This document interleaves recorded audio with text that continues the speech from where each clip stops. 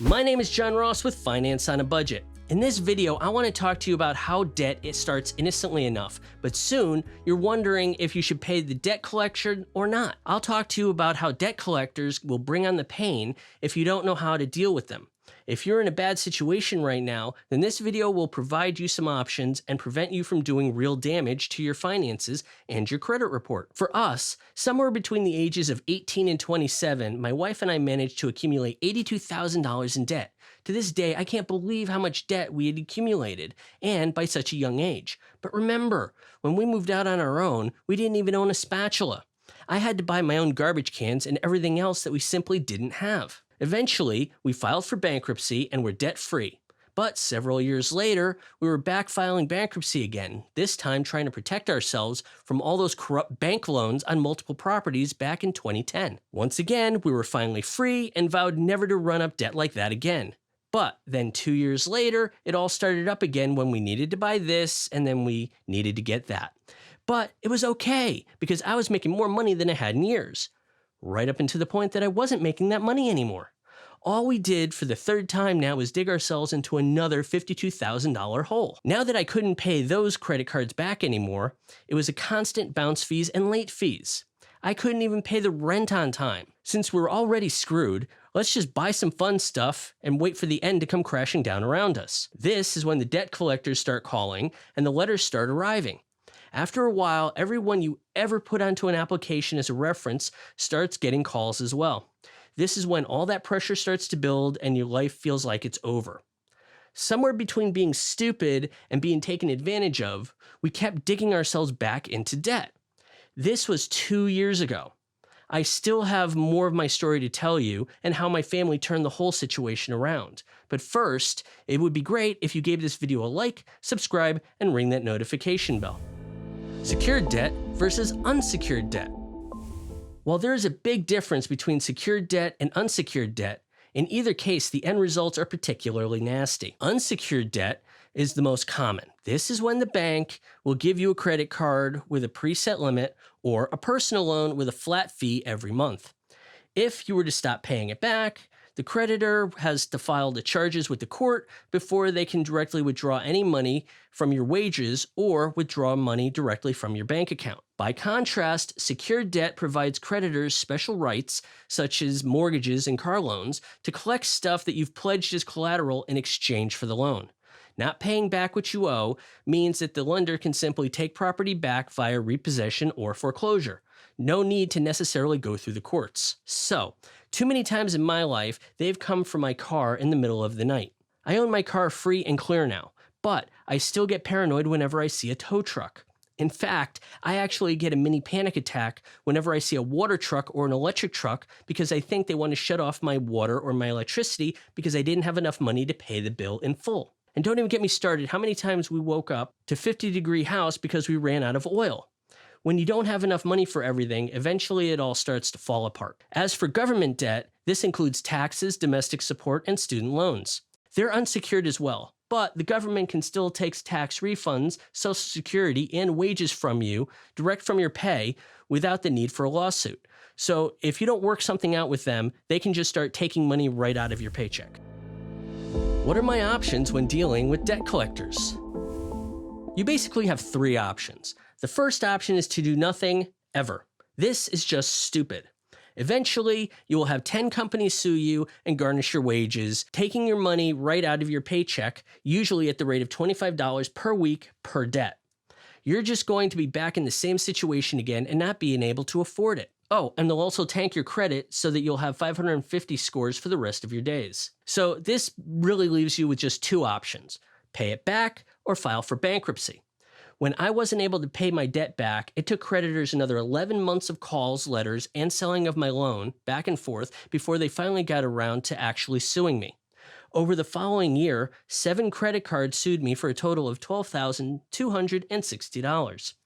There is nothing more that they can do at this point but garnish wages that I don't have or empty a bank account that I don't use. Next year makes 8 years since my previous bankruptcy.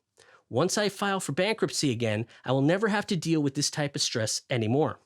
If you follow this channel, you know I got my act together long ago. If you are in terrible debt and you haven't filed bankruptcy in the last 8 years, then I strongly recommend that you do just that and move on with your life. It will erase every single debt that you owe and still allow you to keep your house or car if you want to. But this will tank your credit even more than it is right now. However, I do recommend you use a company that can clean up your credit report. I'll have a link to the one that I used in the description below.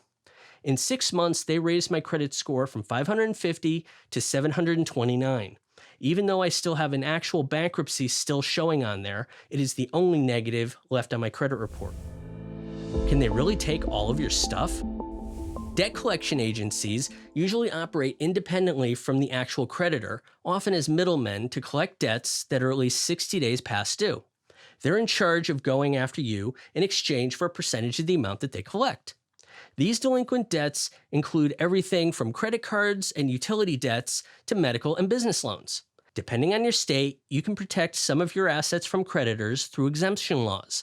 For example, filing for bankruptcy usually lets you protect your smaller possessions, but anything of real value like a car, boat, or a house can be taken back by the bank without much effort.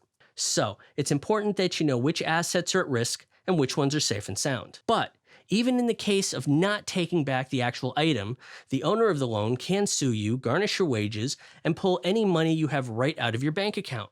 If you don't take this seriously, you will eventually wake up and your last $1,000 needed for rent will no longer be in your bank account.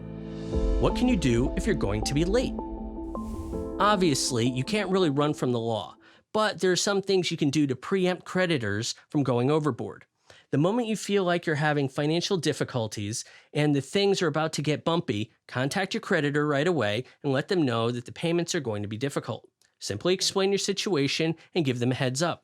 Believe it or not, these creditors really want you to be able to make those payments. They might be able to cut some of the slack by extending deadlines, offering better payment terms, and so on. This is especially effective if you've recently gone through a temporary financial setback like a divorce or a job loss.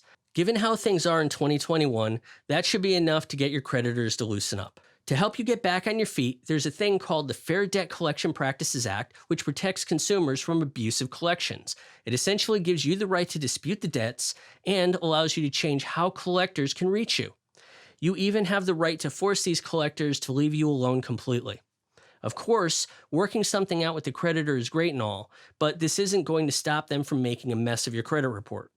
They will report to the credit bureaus and damage your credit along with your ability to get future loans. Any unpaid debts may lead to your assets being repossessed, not to mention people are going to call you nonstop until you pay up. Paying back your debt. I need to point out that once you start negotiating with a debt collector, your clock starts running again. This means that if you haven't spoken to anyone in 2 years and you contact them, the clock starts over again at 0. In most cases, you're better off just letting a sleeping dog lie. If you have debts that are several years old, this quickly becomes a topic of debate whether you should even pay them or not. You should check with what your state's statute of limitations is. Some are only a few years, so you could literally blow them off completely and clean up your credit separately. My state has a mind-numbing 30 years that the debt is valid, so I'm going to have to deal with it one way or another. If what you owe is fairly new and financially manageable, but you simply fell behind, then this section is for you. Don't let the collectors get to you and don't let them push you around. Stay calm, keep your cool, and tell the creditors that you're well aware of your rights. The thing is, when you're neck deep in debt, your basic necessities still need to come first. Don't pay a debt collector if you still have outstanding things to pay for when it comes to your groceries, rent or mortgage, utilities, and other basic necessities. Whenever a debt collector makes you believe or threatens you, then your basics should always come first. So prioritize them before trying to pay off those old debts. Collectors are aggressive and act like they have all the power, but they don't. You are the one that will choose what to pay them, and you're the one who chooses when to pay them, or not. You control the rules of engagement, not them. This includes keeping all negotiations to be sent through the mail. Yes, the post office. Once you get them on the phone, they will pressure you and have you agree to something without having a moment to think about it. What if I refuse to pay debt collections? They can't arrest you for the debt, and if you fail to show up in court during the lawsuit, then you lose by default. This means that you are now obligated to pay. Defying that court order of $25 per week can technically lead to an arrest warrant. However, this is not a real-world scenario. I've ignored the court rulings for more than a decade. Since the actual debt and court orders are technically in effect, at any time, they can push to have your bank account drained of all the money. They can also have your paycheck automatically pay them, usually $25 a week. Alternatively, they are actually waiting on you to get an inheritance or other earnings. If they find out, you know they will be all over that. So, to stay on top of things, make sure that you never, ever give debt collectors your personal information, even when they're asking you security questions to confirm your identity over the phone. You really should make the choice early of whether you want to answer their questions or not. If you do, their stress-inducing demands will exasperate the situation. Don't let them get to you. Don't answer the phone. What you can do instead is ask them to communicate with you in writing only. Also, you shouldn't admit that any of the debt is yours, even if it is. The burden of proof is on them.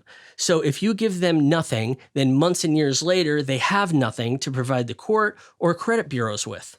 Over the long haul, I have found that if you give instructions about contact to the creditor, once they sell it to another creditor, they will just do the same garbage all over again and start with the phone calls. Your best option is to simply change your phone number and put the past behind you. Obviously, you should never pay over the phone or provide confidential bank information, as they will actually drain your account if at all possible. And you shouldn't ask to speak to their manager either, because really, what good has that ever done anyone from anywhere? The bottom line is that the debt collectors are crappy, but if you know how to keep a good head on your shoulders and know your rights, then you'll come out of this unscathed. Please be sure to give this video a like, subscribe, and ring the notification bell. Thanks for watching.